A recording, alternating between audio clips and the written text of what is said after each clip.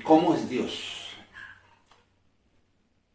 Es una pregunta muy vigente hoy en día. Sin importar el tiempo en que estemos viviendo, se le hicieron nuestros abuelos, se le hicieron nuestros padres, nosotros nos la hemos hecho muchas veces y probablemente las nuevas generaciones se la estén haciendo o se la van a hacer. ¿Cómo es Dios? ¿Cuál es su carácter? ¿Cuál es su personalidad? ¿Cuál es su temperamento? Entre otras cosas, ¿cómo es Dios? Bueno, si a mí me preguntan, yo diría que Dios es un Dios inmutable. Recordamos lo que la palabra de Dios dice en el libro de Hebreos, en el capítulo 13, en el versículo 8, acerca de la persona del Señor Jesucristo, y Él es el mismo ayer y hoy y por los siglos, y yo añadiría, si se me permite, y por los siglos de los siglos. ¿Qué quiere decir esto? Bueno, esto quiere decir, en esencia, porque tenemos que decirlo así, es una expresión, una frase completa. En esencia, esto quiere decir que en esencia, Dios no cambia. Malaquías, capítulo 3, versículo 6, dice el profeta: porque yo Jehová no cambio, por esto, hijos de Jacob, no habéis sido consumidos.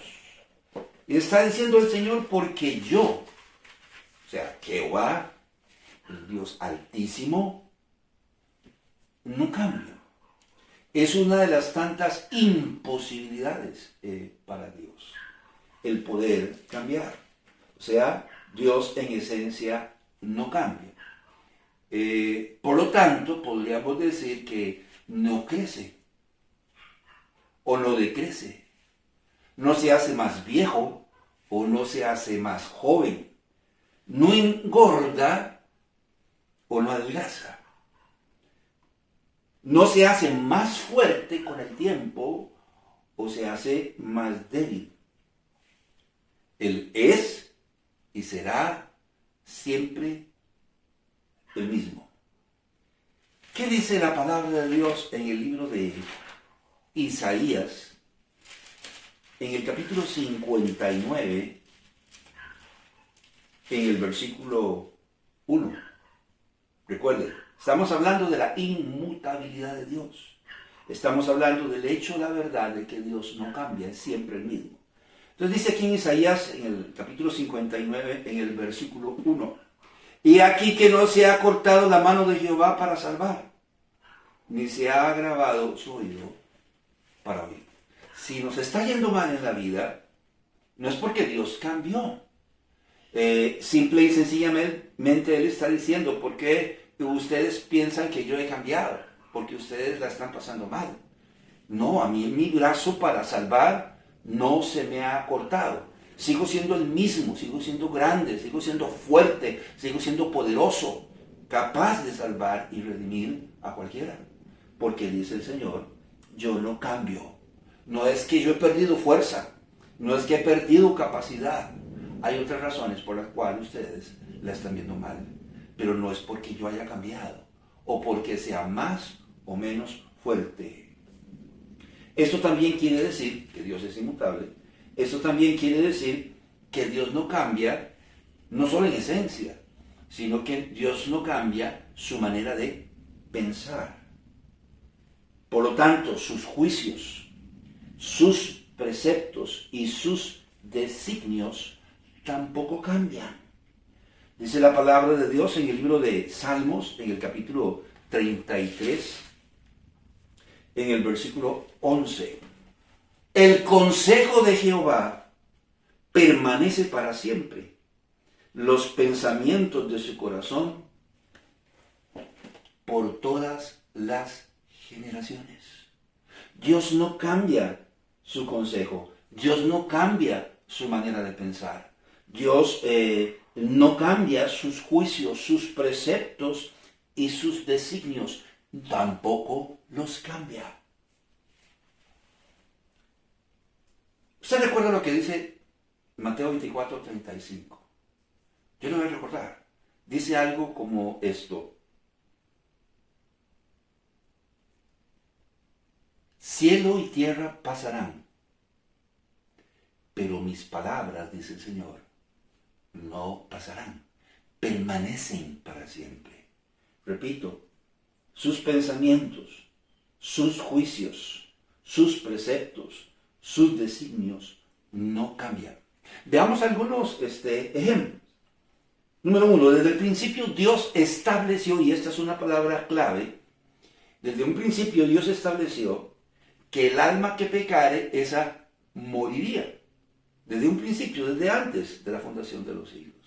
Por eso cuando creó al hombre, lo hizo a su imagen y semejanza, y lo puso en el huerto del Edén, y le dio un mandamiento. Podía comer de todos los frutos, imagínese usted, de todos los frutos. Yo no conozco todos los frutos de todos los árboles en el mundo entero, ni he comido de todos ellos.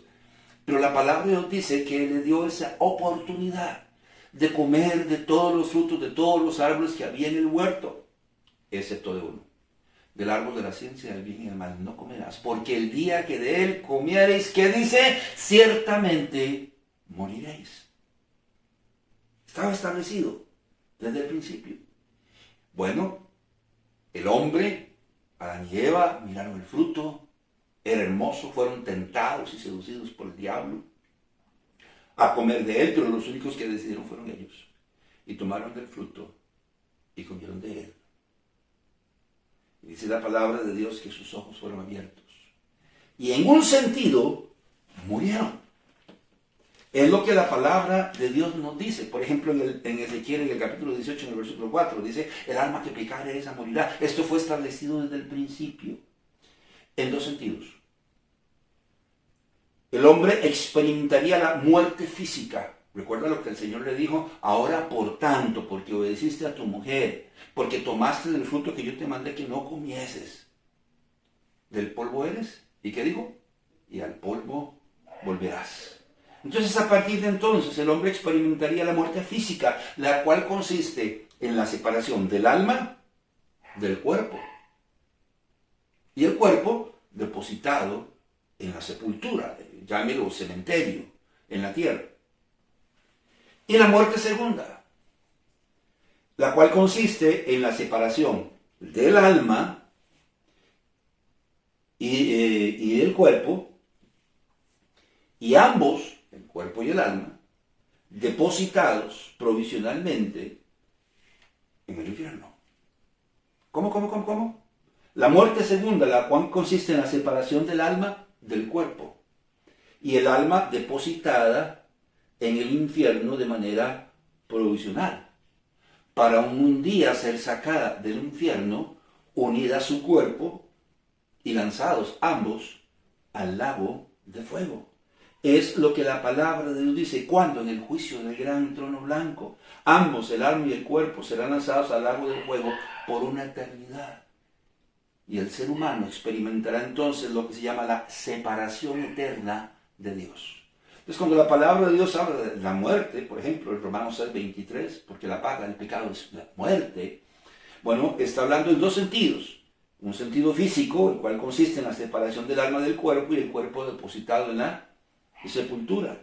Y la muerte segunda, la cual consiste en la separación del alma del cuerpo y el alma depositada en el infierno provisionalmente, para un día, en el juicio del gran trono blanco, sea extraída del infierno, unida a su cuerpo, y en el juicio del gran trono blanco, para ser lanzados por una eternidad al lago de fuego. ¿Recuerda lo que dice Romanos 3:23? Por cuanto todos pecaron, ¿está qué? Destituidos de la gloria de Dios. Y recuerda usted lo que dice Mateo 25:41, apartados de mí, malditos, al fuego eterno preparado para el diablo y sus ángeles, refiriéndose al lago de fuego. Y lo mismo en Apocalipsis 20:14 al 15, y el que no se haya inscrito en el libro de la vida fue lanzado ¿a dónde? Al lago de fuego. De manera que está establecido para los hombres que mueran una sola vez. ¿Qué dice? Recuerda, en Hebreos, en el capítulo 9, en el versículo 27, lo que dice el autor del libro de Hebreos. Dice: de la manera que está establecido. De la manera que está establecido para los hombres que mueran una sola vez y después de esto el juicio. Esta es una palabra clave en este texto, porque está diciendo de la manera que está establecido. Dios estableció desde un principio que el alma que pecare, esa morirá. Y como los pensamientos de Dios no cambian, y como los preceptos de Dios no cambian, y como los juicios y los designios de Dios no cambian, el alma que pecare morirá. En dos sentidos. Va a experimentar la muerte física y va a experimentar la muerte segunda, que consiste en la eterna separación de Dios y nuestro cuerpo y nuestra alma depositados en el lago de fuego por una eternidad. Ejemplo número 2. Pese a que el hombre es pecador y debe ser condenado eternamente al lago de fuego, Dios ha establecido desde antes de la fundación del mundo que su Hijo debía morir por la salvación de toda la raza humana. Primera de Pedro, capítulo 1, versículo 20. Pese a que Dios es santo, vamos a decirlo así, y el hombre es pecador, Dios estableció desde antes de la fundación del mundo que su Hijo Jesucristo viniera a esta tierra y muriera por el perdón de los pecados de toda la raza humana. Hablando de Cristo como un cordero, dice, ya destinado desde antes de la fundación del mundo, pero manifestado en los posteros tiempos por amor de vosotros, aunque el hombre es pecador. Dios estableció desde antes de la fundación del mundo que su Hijo Jesucristo debería morir para alcanzar el perdón de toda la raza humana. Por eso, después de su resurrección, cuando aparece a 2 de sus discípulos que llevan camino a Emaús, en algún momento les dice, pero si yo cuando estaba con ustedes, yo les dije, yo les hablé, yo les enseñé, a través de los profetas, a través de los salmos, a través de los libros de Moisés, yo les enseñé que era necesario que el Cristo padeciese y muriese. Era necesario. Y en Romanos, en el capítulo 5, en el versículo 8, el Señor dice, mas Dios muestra su amor para con nosotros, en que siendo aún pecadores, que Cristo murió por nosotros. Y fue simple y sencillamente destinado desde antes de la fundación del tiempo, por decirlo de alguna manera. Número 2, número 3. Sin embargo, Dios ha establecido que todo aquel que se arrepienta de sus pecados, crea en el Señor Jesucristo, abra la puerta de su corazón e invite al Señor Jesucristo a entrar en su corazón para que se convierta en su único suficiente Salvador, será salvo. Repito, el hombre es pecador, está condenado al lago de fuego. Sin embargo, Dios ha establecido que todos aquellos que se arrepientan de sus pecados, crean en el Señor Jesucristo, le inviten a entrar en su corazón, serán salvos. En Lucas 13:3 el Señor dice, si no os arrepentís, todos pereceréis igualmente. En Juan 3:36 dice, el que cree en el Hijo tiene vida, pero el que rehúsa creer en el Hijo no verá la vida, sino que la ira de Dios está sobre él. Y en San Juan 5:24, si usted recuerda, dice, de cierto, digo, el que oye mi palabra y crea al que me envió, no vendrá, ¿qué? Condenación, mas ha pasado de muerte a vida. De manera que Dios es inmutable, y sus pensamientos también, sus juicios, sus preceptos y sus designios tampoco cambian. Ejemplo número 4. Dios ha establecido que no debemos unirnos en yugo desigual con los incrédulos. ¿Recuerda usted lo que dice la palabra de Dios en 2 de Corintios, en el capítulo 6, en el versículo 14? No os unáis en yugo desigual con los incrédulos. Dios lo ha establecido. ¿Por qué? Porque nosotros somos hijos de Dios, pero con todo respeto, la persona que no tiene a Cristo es todavía hijo del diablo. La palabra de Dios así lo dice. Hay dos familias, la familia de Dios y la familia de Satanás. Para llegar a formar parte de la familia de Dios, solo tenemos que nacer en esta vida y heredar la capacidad pecaminosa de nuestros padres. Por causa del pecado somos hijos de Satanás. Mas cuando nos arrepentimos de nuestros pecados e invitamos a Cristo Jesús a entrar en nuestro corazón, somos adoptados hijos de Dios. Entonces ahora dice, no os unáis en yugo desigual con los incrédulos. Los creyentes tienen al Espíritu Santo y son guiados por Él, pero los incrédulos no, son incompatibles por naturaleza. Y Dios lo estableció no debemos unirnos en yugo desigual. También dice la palabra de Dios, porque aquí vamos a mencionar varios ejemplos, que debemos obedecer y honrar a nuestros padres. No lo dice así el apóstol Pablo en el libro de Efesios, en el capítulo 6, en el versículo 1 al 2. Hijos, obedeced a vuestros padres, porque esto es justo. Dice, honra a tu padre y a tu madre, que es el primer mandamiento con promesa, para que te vaya bien y seas de larga vida sobre la tierra. Está establecido, no va a cambiar. Esto no va a cambiar, es un juicio, es un precepto, es un designio establecido por Dios. Los hijos tienen que obedecer a los padres. Los hijos deben honrar a su padre y a su madre, si quieren que les vaya bien y si no les va a ir mal en la vida. Ay, ¿por qué será que a mí me va tan mal? Piénselo. Usted era obediente con sus padres, usted honraba a su padre y a su madre. Bueno, la palabra de Dios también establece que todo lo que el hombre sembrare, eso segará. Es que mis hijos son rebeldes porque estamos viviendo una época donde la rebeldía es parte de la vida. Pero además de eso, estamos recogiendo lo que sembramos. Porque la palabra de Dios lo dice en Gálatas 6, 7, 8. No se engañéis, Dios no puede ser burlado, pues todo lo que el hombre sembrare, eso segará. No hay de otra. Sí, pero yo después de que acepté a Cristo, he procurado hacer las cosas bien y he sembrado la buena semilla. Bueno, espere recoger la cosecha que usted sembró en el pasado. Y cuando termine de recoger esa cosecha, quizás empiece a recoger lo buena o la buena semilla que ha logrado sembrar.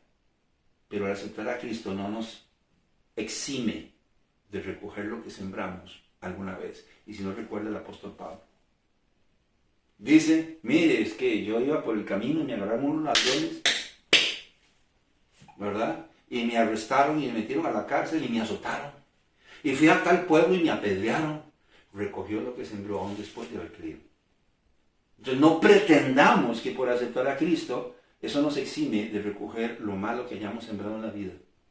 Porque es un juicio, porque es un precepto, porque es un designio, no va a cambiar. Porque Dios es inmutable y sus pensamientos, sus juicios y preceptos y designios tampoco cambian. De manera que Dios es inmutable y no cambia en esencia, seguirá siendo siempre el mismo. De manera que tampoco cambia su manera de pensar, ni sus juicios, ni sus preceptos, ni sus designios. Y por último, sus planes. Dios no cambia sus planes. Por ejemplo, el plan de redimir al hombre, pese a su ingratitud. Estamos diciendo que desde antes de la fundación del mundo, Dios estableció que su Hijo Jesucristo debía morir en la cruz del Calvario por la salvación de todos los hombres.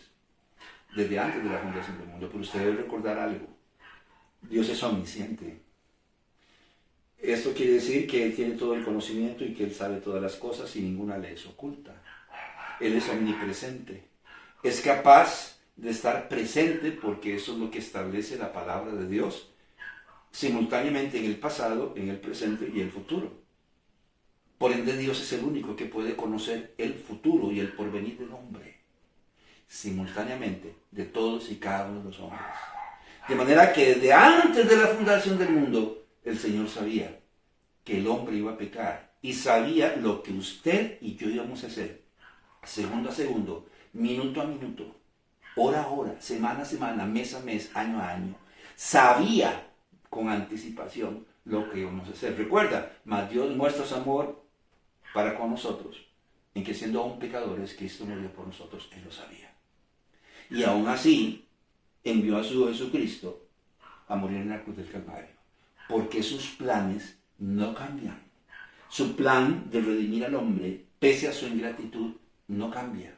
Y este plan de redimir al hombre ha permanecido por los siglos de los siglos y permanecerá. Número 1. Número 2, su plan de restaurar la imagen caída del hombre a la imagen de Dios. ¿Qué dice Romanos 8:29? Un pasaje, un texto muy manoseado. Pero es claro, yo no sé por qué torcer lo que está claro. Si un pasaje es oscuro, pues entonces es difícil de entender, pero si está claro, ¿por qué torcerlo?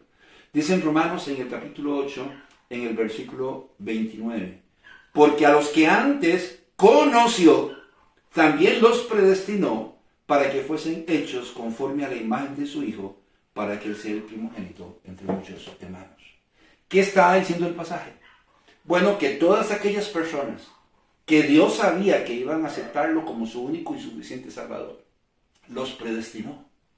¿Para qué los predestinó? Para que fuesen hechos conforme a la imagen de su Hijo Jesucristo. Dios en esencia no cambia.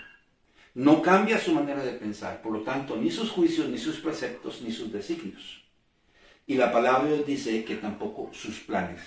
Ni el plan de redención para el hombre, aunque este sea un ingrato, ni tampoco su plan de restaurar la imagen caída del hombre a la imagen de Dios. Eso no ha cambiado. Si nosotros hemos creído en Cristo y hemos aceptado a Jesucristo como nuestro único y suficiente Salvador, debemos saber que Dios tiene un plan para nuestra vida. Y es que podamos comenzar a crecer, a desarrollarnos como cristianos, donde un cristiano es un Cristo pequeñito. La palabra de Dios dice en Efesios, en el capítulo 5, en el versículo 1, sed pues imitadores de Dios, como hijos amados. La voluntad de Dios es que nosotros seamos mejores cada día. Eso quiere decir que nos salvó no para que sigamos siendo iguales, sino para que seamos regenerados. Pues Él es y seguirá siendo santo y demanda también santidad de parte de todos los que hemos creído en Él. Eso es un precepto, es un designio, no cambiar. Por lo tanto, no podemos entender por qué los creyentes persisten en vivir como vivían antes, practicando las mismas costumbres, pensando de la misma manera, vistiendo de la misma manera, hablando de la misma manera, actuando de la misma manera y yendo a los mismos lugares donde iban antes. ¿Por qué? Si el Señor nos salvó, no para seguir siendo iguales, sino como su Hijo Jesucristo. Este es el plan de Dios para cada creyente, la santificación, donde la palabra santificación quiere decir separación del pecado. Al menos así lo dice Pablo en Primera de Tesalonicenses, un pasaje que hemos entendido muchas veces y lo seguiremos haciendo. En Primera de Tesalonicenses, en el capítulo 4, en el versículo 3, dice, pues la voluntad de Dios es vuestra santificación, que os apartéis de fornicación. ¿Cuándo? Dígame por favor la fecha. ¿Cuándo cambió esto? Pues la voluntad de Dios es vuestra santificación, que os apartéis de fornicación, de la tentación, de la carne, del mundo, del pecado, de todo lo que a Dios no le agrada. ¿Cuándo cambió esto? Creo que nos conviene hacernos de la vista gorda y cambiar la gloria de Dios para tener una excusa para seguir viviendo como nos da la gana. En Primera de Pedro, en el capítulo 1, en el versículo 15, el Señor lo había dicho en el Antiguo Testamento, en el libro de Levítico, en el capítulo 11, por ahí del versículo 44.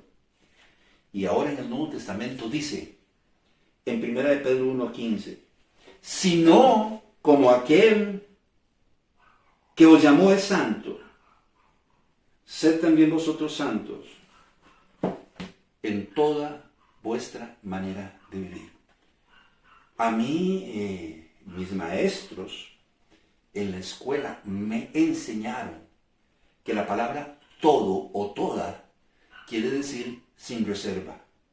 Mi amigo, mi amiga, ¿a usted qué le enseñaron sus maestros en la escuela?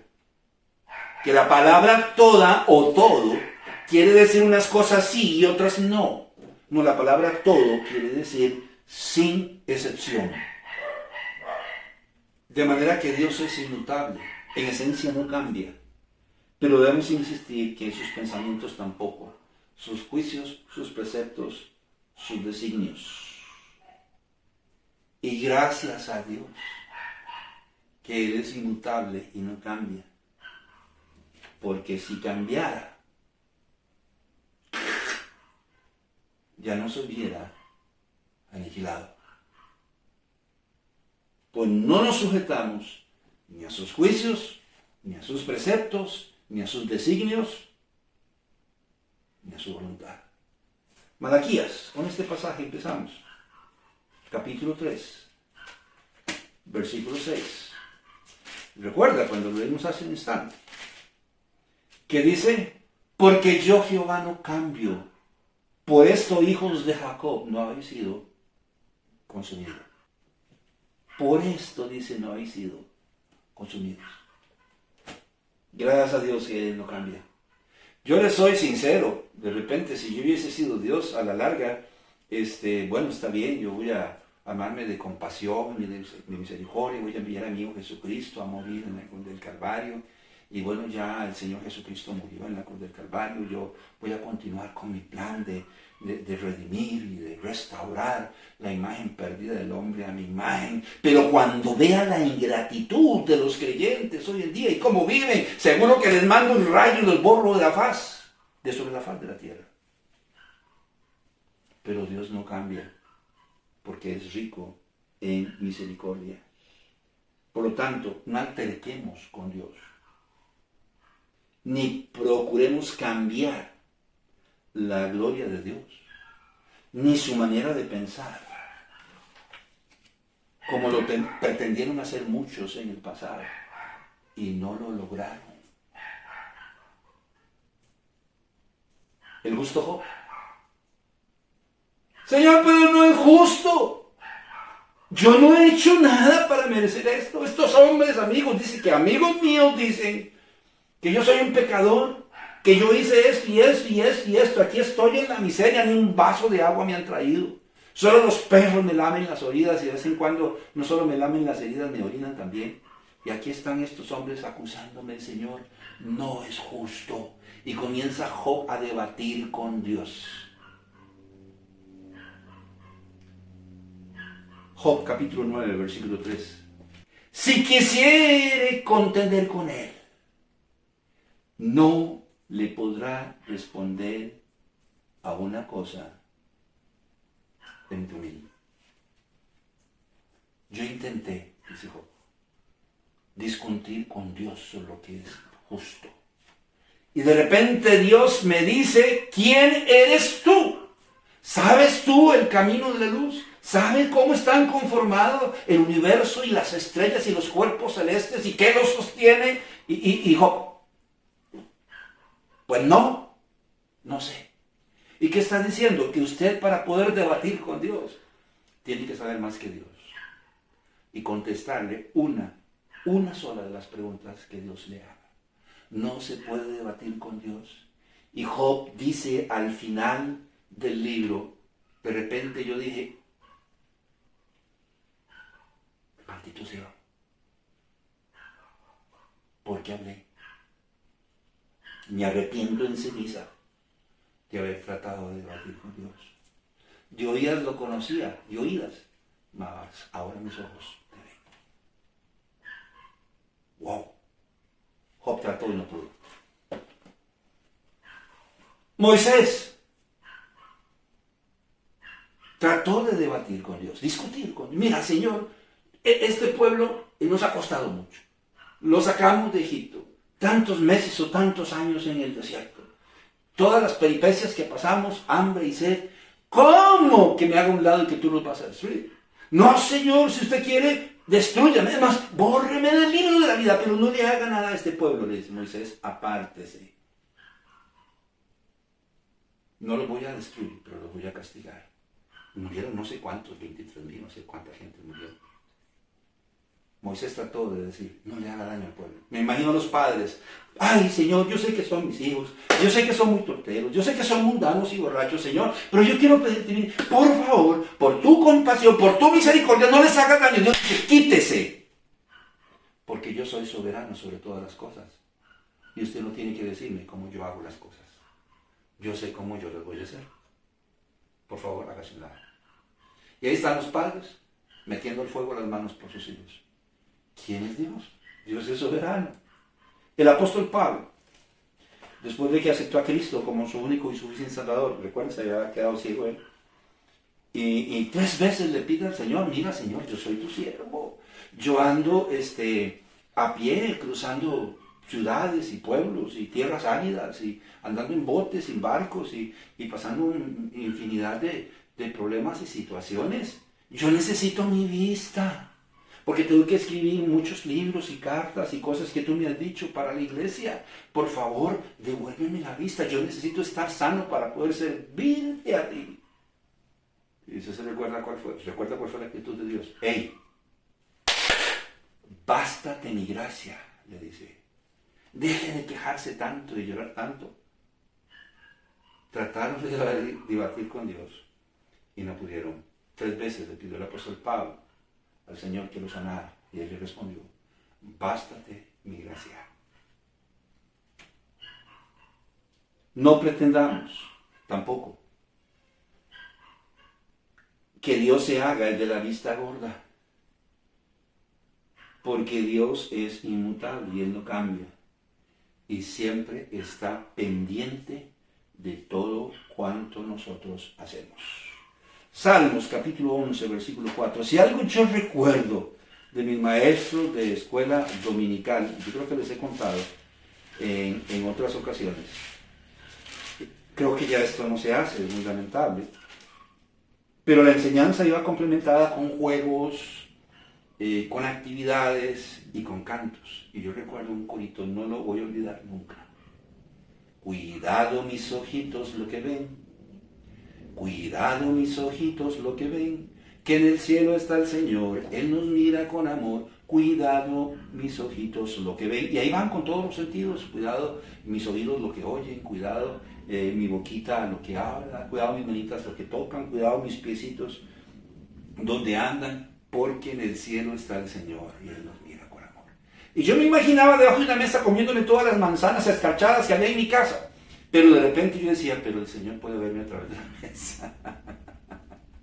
¿Qué dice aquí el Salmo? En el capítulo 11, en el versículo 4.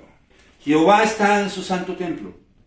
Jehová tiene en el cielo su trono. Sus ojos ven, sus párpados examinan a los hijos de los hombres. No pretendamos que Dios se haga el de la vista gorda. Porque nos fuimos a otro estado, a otra provincia, a un motel, en un lugar oscuro, a hacer lo que no debemos, donde nadie nos mire excepto Dios. No pretendamos que Dios se haga el de la vista gorda, porque Dios es inmutable, no cambia y está pendiente de todo cuanto nosotros hagamos. Aquí diríamos, ay, pero Dios, qué chepito, ¿verdad? Siempre está ahí como espiándonos, como vigilándonos. Pues le voy a dar una noticia. Dios no necesita estar vigilándonos, porque Dios es omnisciente y todo lo sabe. Aún antes de que nosotros hagamos o dejemos de hacer. El problema aquí con Dios es su omnipresencia. Cuando se dice que Dios es omnipresente, es que Él está presente. El verbo aquí es el verbo Abba, que es HVH, ¿verdad? Que es el nombre que le fue revelado a Moisés, que quiere decir yo soy el que soy. O sea, el verbo ser. Quiere decir que Él está presente en el pasado, el presente y el futuro de todos los hombres simultáneamente. Ese es el problema. ¿Cómo hace Dios para no ser omnipresente? Así que Él no tiene que estar vigilándonos. Pero de primera mano nadie tiene que decirle. Dice que el diablo es el acusador de sus hermanos.